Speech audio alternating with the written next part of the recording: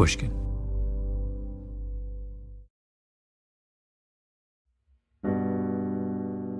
I grew up in what we call Calumet Heights neighborhood. It's just southeast side of Chicago, painted by violence and health inequities at a time where it was not nice to live in that neighborhood, at a time where it was very dangerous, where it was very gang-ridden. Yes, there's still a lot of violence today in Woodlawn. Nothing like just 20 years ago when I was a child growing up in these neighborhoods and having to watch out for myself. On a cold and rainy winter's day, I went to Chicago to see a young man named Abdullah Pratt. Big beard, thick black plastic glasses, built like a linebacker. What was your path? When did you decide you wanted to go into medicine, and when did you decide you wanted to pick emergency medicine? So I think I wanted to be a doctor since the time that I was a child. I remember having the Fisher-Price bag at Christmas and, being 3-4 years old and stuff. I grew up in the museums. So the Museum of Science and Industry was a sanctuary for me as a child. The Shedd Aquarium. I did my first dissection of a squid at the age of like 7 or 8. Those things fueled a passion for science, a passion for anatomy, and after growing up in a completely 100% African-American community, I was in programs where I'd be the only African-American, but I was winning awards for being the best. So it taught me that I could compete and that I could make change. And when I was a senior in high school, I was working as a temp deliverer of grants at on Chicago's campus. Really good job. I was making like $17 an hour for that summer. Yeah, it was for high school. I did not make so. Oh, man. I didn't make that much money again until I was a doctor. So that just lets you know how that works. But I remember asking people like, hey, I live in Woodlawn a lot. I'm in Woodlawn a lot. And there's a lot of violence, a lot of social inequities. You ride your bike or walk 2 blocks and it's this beautiful campus.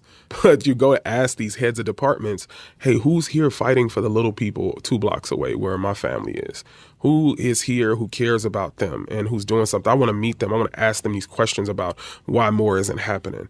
And a couple of these heads of departments literally looked me in the face and said, young man, maybe you're the answer to the questions that you have. Maybe you have to take on the burden of sacrificing and making yourself into the type of candidate that can qualify to get here. Go get that 3.9 GPA, no excuses. Go fight for your community, learn about the issues, and do it.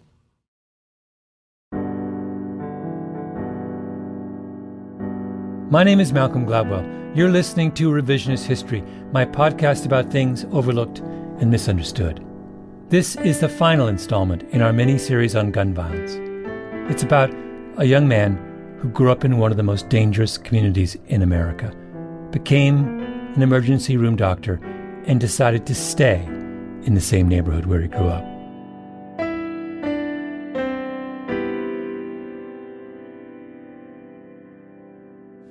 How many people from growing up do you know who died? I rank them by closeness to me, because if I said everybody, it'd probably be like in the 30s, 40s. But yeah, seriously, if everyone that I knew, talked with, shared time with at some point.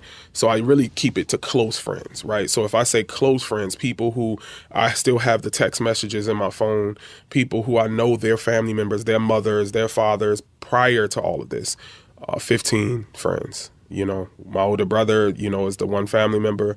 My closest friend in the world, the day that my brother died, and I said, hey, I lost my brother and you the closest thing I got to brother, that person was murdered, right? And all of them are leaving behind children. All of them were great fathers who I think many of them, our last conversations were about parenting and fatherhood. Close teammates, right? So I've had 3 close teammates just from my one high school team all be murdered.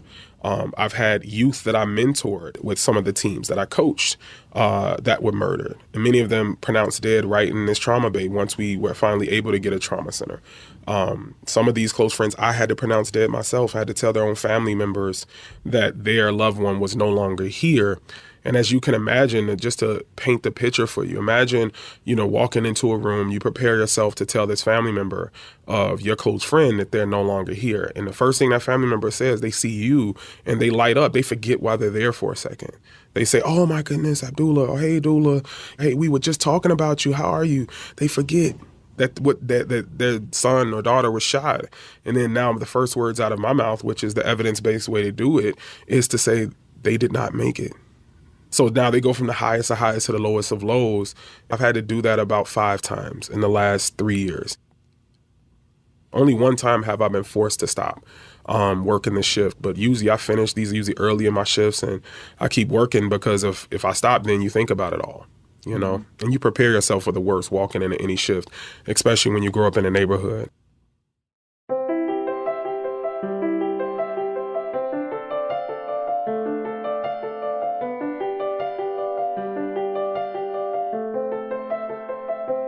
A few years ago, I did an episode of Revisionist History called The Standard Case, where I interviewed a Catholic priest named James Martin. He said something I've thought a lot about since. If you're a long-time listener, you may remember this moment. No, one of my professors of moral theology at Boston College, who I think you'd really like in terms of his writing, Jim Keenan. I met with Jim Keenan in Rome. Perfect person to talk to. He points out that for Jesus in the Gospels, sin is usually not where people are weak but trying, people are really struggling, but where people are strong and not bothering. So, for example, the Good Samaritan, the priest, and the Levite they don't bother. They just don't bother. They could help the guy, but they don't bother. So Jim Keenan said, for Jesus, sin is a failure to bother to love. In the story of the Good Samaritan, a man is beaten and robbed and left for dead at the side of the road. And one by one, men of faith, holy men, pass by without stopping, move to the other side of the road. They aren't complicit in the attack. They would never do anything like that themselves. They just choose to look the other way. And that, Keenan says, is the sin. Sin is indifference. Sin is the failure to bother to care. That is what this series has been about. There is a deep river of blood flowing down America's streets, and yet it seems hard to get anyone's attention. The first 2 episodes of this series were about the Supreme Court's ruling in the Bruen case, where the court said that New York State's handgun licensing law was unconstitutional, and in their decision spent more time talking about the 17th century than the 21st century. You do that when you're indifferent. The president stands up and says we have to ban assault rifles, even though the guns he wants to ban aren't much different from the guns he didn't want to ban. You're that sloppy on a crucially important question when you've given up on any kind of meaningful change. Our success at treating gunshot wounds has lulled us into complacency. That was episode 4. We have hospitals in the wrong places for the dumbest of reasons. That was the 5th installment. The deeper I got into the subject of gun violence, the more bleak things seemed to be. So for this, our final installment, I went to Chicago and sat down with Abdullah Pratt in a little windowless room in the basement of the University of Chicago Hospital. And he showed me what bothering to care looks like.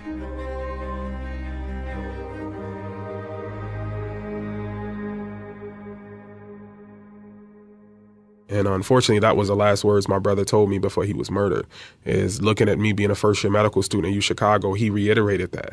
Like, hey, little bro, this is all good, that you got a nice apartment, you got awards, you're doing good things, you're chapter president of your Student National Medical Association, but there are 2 types of people in this world. There are people that do for themselves, and there are people who do for others. The people who do for themselves, they get rich, they make money, they live somewhere else, but we call those sellouts. And then the people who do for others, they get broken by this. They end up poor. They're not able to actually have the impact that they want to. Abdullah's brother's name was Rashad. He was Abdullah's best friend and protector. He was killed when he tried to stop some kids from stealing a car. He said this in lesser terms, but he said, maybe if you're as smart as that I think you are and as these awards are trying to say you are, maybe you'll be one of the first people to figure out how to do both, how to be able to protect your family, do well for yourself, grow your initiatives, and do for those at the very, very bottom, like your aunties, your best friends on the block, those type of people. And he said, if you can do that, I'd be so, so proud of you. And to this day, I'm still trying to figure that out. I feel like I'm still that second type of person who's given and still hasn't figured it out, but that's what keeps me fighting.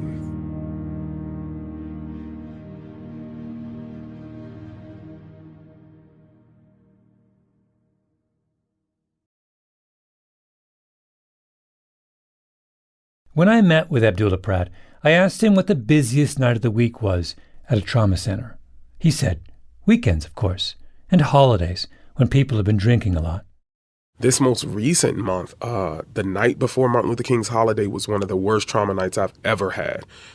You're talking about, I think I had 6 people pronounced dead from violence all in a night. A few more that made it to the operating room, very critical injuries. That's a Sunday night in January that's happening. The day before Martin Luther King's birthday, literally hours into the day of Martin Luther King's birthday is a big surprise. People pronounced dead? Yeah. If my memory serves me right, it may have been more. Did you hear about what happened the night before Martin Luther King Day on the south side of Chicago? I didn't. Now, if that had been a mass shooting, we all might have heard about that. Mass shootings seem to be the one part of the gun violence epidemic that still grab all of our attention, for good reason. But there are roughly 20,000 Americans murdered by guns in a typical year. And of that 20,000, only a few hundred die in mass shooting incidents. It's a very small part of the problem. If you could wave a magic wand and end all mass shootings tomorrow, the people who work in trauma centers say they wouldn't notice the difference. And if we want to be cynical, or maybe just realistic, we should admit to ourselves that paying so much attention to the smallest part of the problem is a form of indifference. It's changing the subject. The thing that struck me about Abdullah Pratt is that he refused to change the subject. What guns are they using? All of them. So everything from the 9mm, the Glock 40s, which are very convenient. A lot of them like the Glocks. Unfortunately, Glocks don't have safeties on them. So when those guys who are shooting themselves, that's how that's happening. Many times it's with the Glocks. There used to be a day where everybody liked the revolvers because the shells didn't fall. And so you had less evidence, but now they don't care about evidence. The lack of conviction rate of murders, they don't care. Many people are killing people broad daylight with no mask on and literally daring people to hop on the stand and testify against them. And of course, no one does because we can't assure protection for those people. They still have to live a life. They still have to exist in the neighborhood. You're not going to put 24-hour protection on them. The kids were fitting something called a switch on the back of their handguns, a little plastic device you can buy on the internet that makes the gun fire much faster. A handgun is hard to aim at the best of times. With a switch, it's almost impossible to control. I think there's a lot more brazenness of how these murders are happening, a lot less care for collateral damage. So you're looking at people and normally, and you can watch the videos. You can find these videos easily on YouTube or on, social media of different aspects, but you see these surveillance and the people literally just standing over someone, shooting until the gun just doesn't even, until that person just stops moving or the gun jams or something like that. He said that when he was growing up, a lot of the violence he saw around him was gang-related, turf battles, business disputes over drugs that turned violent. But what he's seeing now is much worse. It's much more interpersonal, meaning that you can trace many of these beefs between local factions down to 1 or 2 murders that happened years ago, 10 years ago, when they were children, when they were 13, 14, and that unaddressed trauma of you losing your friend at 14 or 15 causes you to snap in a way that if you don't have the right support system and you have access to firearms, you become that menace. You become that person. Admittingly, these are words they use, the super savages, the vultures. These are words that are coined by the youth themselves to describe themselves in this manner. And now you have a tit for tat. I go kill your cousin. You come kill my brother. I go kill 2 of your friends. You come kill this person. And it literally goes on and on. We're talking about 2, 3, 4 block territories. We're not talking about whole sides of the cities that are dominated by a cartel or a gang. We're literally talking about, yelling distance. If I can't hear you call, that means you're not in my set. If I scream out my front window. And you ask them, how did you get here?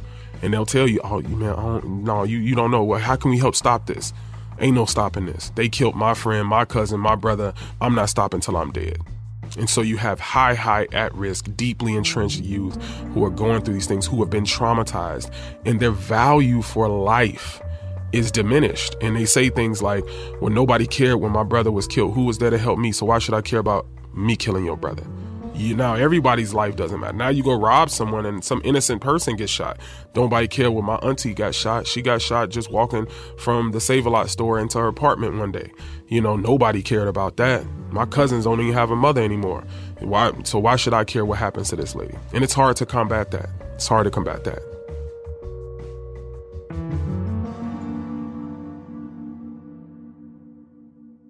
I began this series believing in stricter gun control, as you expect I would as a good Canadian who lives in a blue state.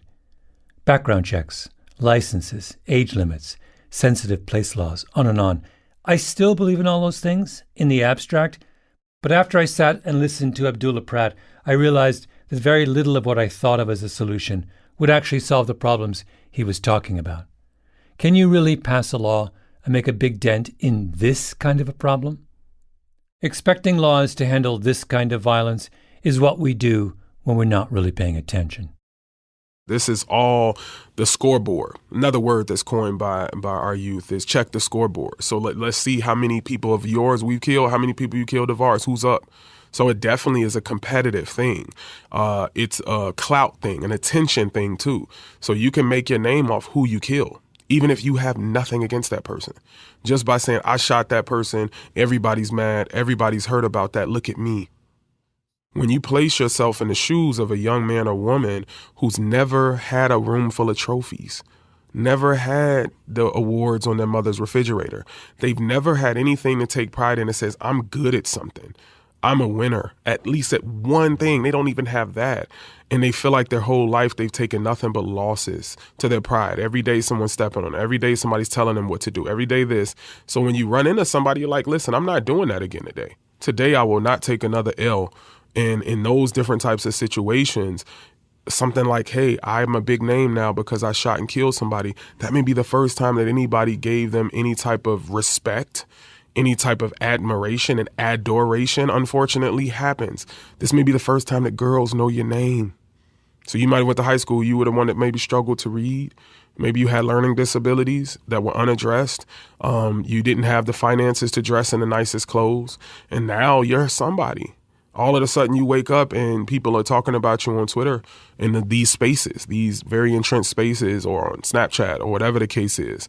And to many, that's a powerful position because for once they can control something. They can cause fear in someone. For a 30-year stretch starting in the early 90s, Chicago didn't have a trauma center on the south side of the city. So if you were shot there, you had to be taken to big hospitals at the other ends of the city, north to Northwestern or Cook County, or west to Advocate Christ Medical Center, which meant that if you were shot on the south side, you were far more likely to die in the ambulance before you got to the hospital. We talked about that in the previous episode. Abdullah Pratt was a big part of the fight to finally open a trauma center on the south side. And during that battle, one case hit him hard: the shooting of a young man named OTF Newski. And I didn't know this at the time, but there was a big scene gathered also not too far from where I grew up. And there were people standing around yelling at the police saying, why aren't you helping them? Why aren't you helping them? And this young man, I can remember driving past slowly as I get past the crowd and just seeing him gasping for air, blood all over the place, nobody helping, yellow tape starting to be put up. And I remember that just hit me heavily. And it was that day that I found out that there was a law that says that if there's an active shooter event going on or the scene hasn't been secured, the police do not allow ambulances in to help.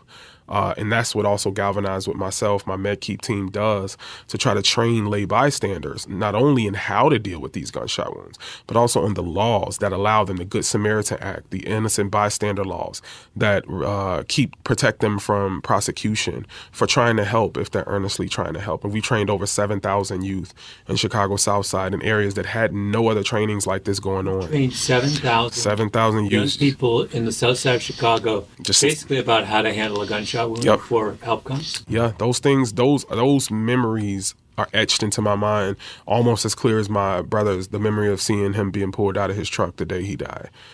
So when you look at it that way and you look at the potential, those young men would have been 26, 7 now. They would have been coming into their own, maybe helping stop violence.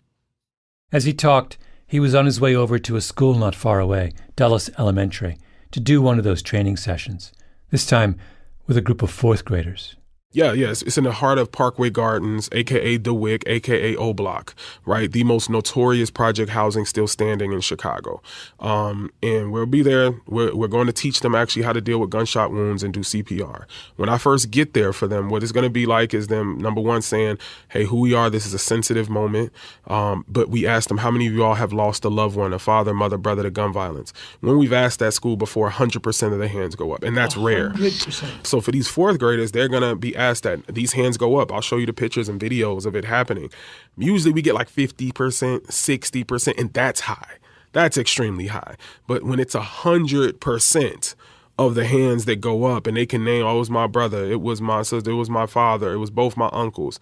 When it's like that, now we're going to say, well, we're here today to help you all know what to do in that situation. How many of you all, if you knew something about how to help them, would have helped? And then 100% of those hands go up. So we stitch it together. He's teaching the kids how to be first responders, to do what they can do before the ambulance arrives. And then we teach them the ABCs, really simple. A means alert 911. Call 911, tell them you need an ambulance, what's happened, where you are, and importantly, that the shooter has left the scene.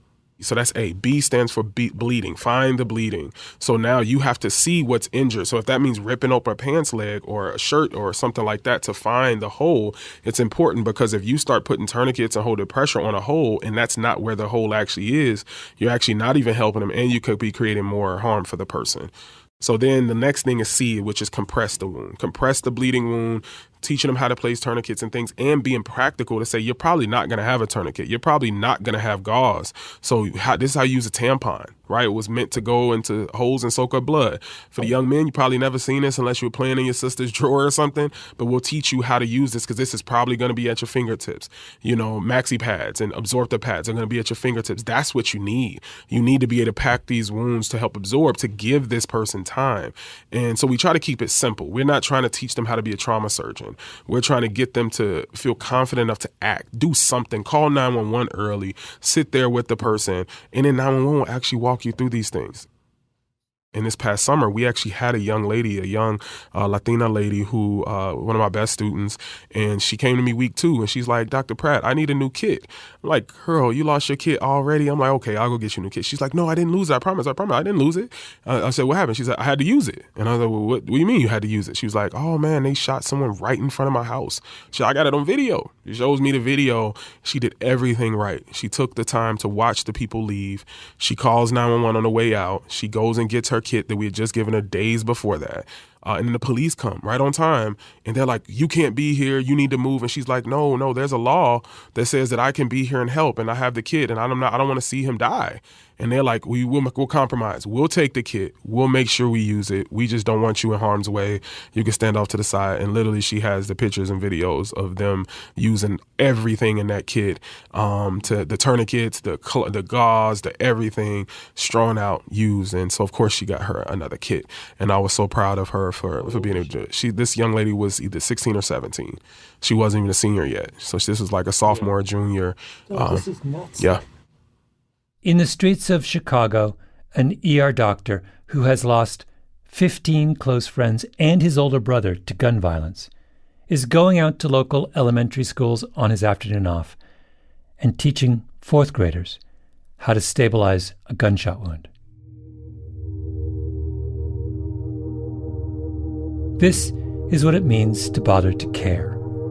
Abdullah Pratt doesn't turn his back on where he's from or hide behind a wall of indifference or change the subject. He sees a river of blood and he says, maybe there's something I can do right now to stem the tide. Do I know what the equivalent act is for the rest of us who don't live in the middle of the crisis? I don't. But we can at least start by acknowledging that Abdullah Pratt's Chicago is also our Chicago. Our country, our flesh and blood. We live here too.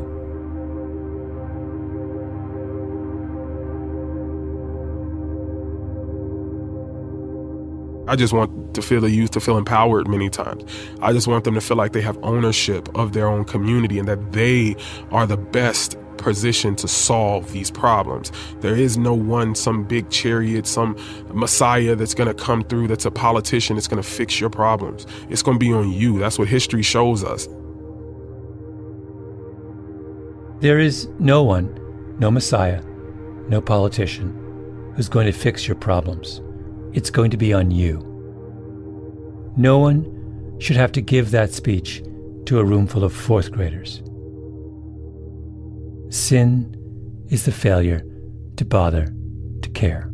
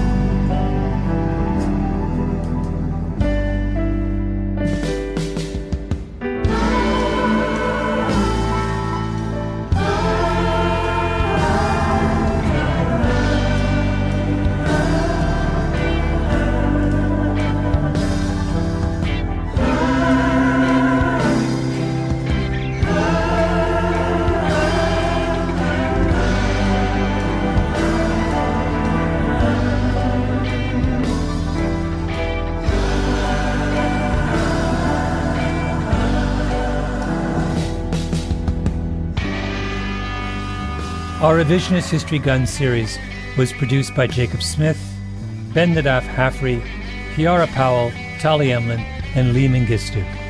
We were edited by Peter Clowney and Julia Barton, fact-checking by Arthur Gompertz and Cashel Williams, mastering by Flawn Williams, engineering by Nina Lawrence. I'm Malcolm Gladwell.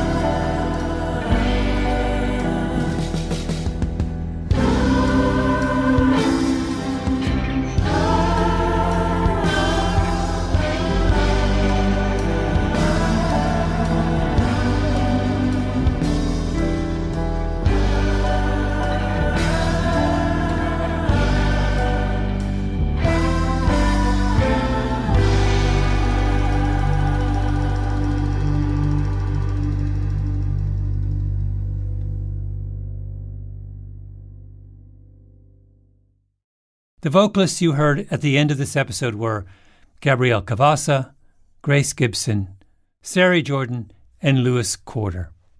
It was recorded at Artisound Production, produced by Keenan McRae, choral arrangements by Luis Guerra, drums by Mike Longoria, all other instruments played by Luis Guerra.